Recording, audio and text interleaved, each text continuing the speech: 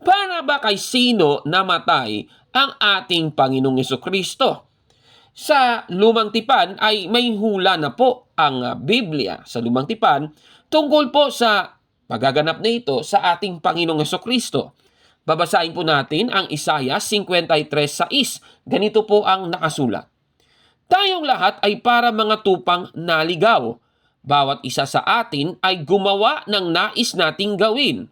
Pero siya ang pinarusahan ng Panginoon ng parusang dapat sana ay para sa ating lahat.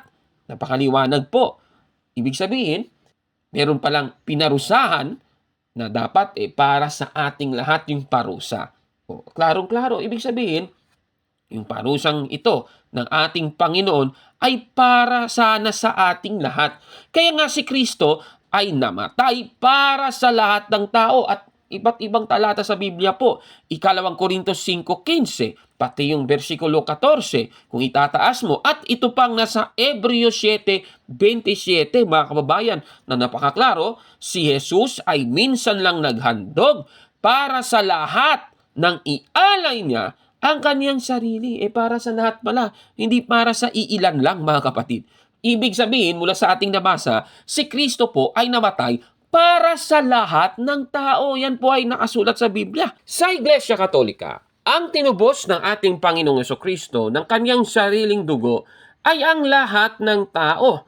Yan po ang ating doktrina sa Simbahang Katolika at mababasa natin yan sa opisyal nating aral sa ating katisismo.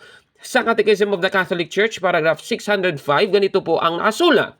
Bilang pagsunod sa mga apostol, itinuturo ng Iglesia na si Kristo ay naghirap pakundangan sa lahat ng tao na walang inililiban.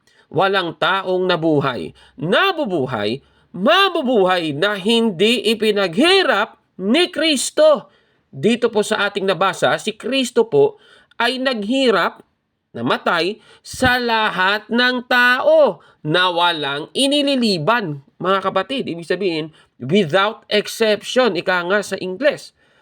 Yan po ang ating aral sa Iglesia Katolika, mga kapatid. Kung like mo ang video na ito, paki-smash ng like button at mag-subscribe na sa ating YouTube channel, Factbusters PH. Kaya, huwag maniwala sa sabi-sabi. I-check mo na kung fact nga talaga. Hanggang sa susunod na extreme episode, ako po si Gabon. At ito ang Factbusters!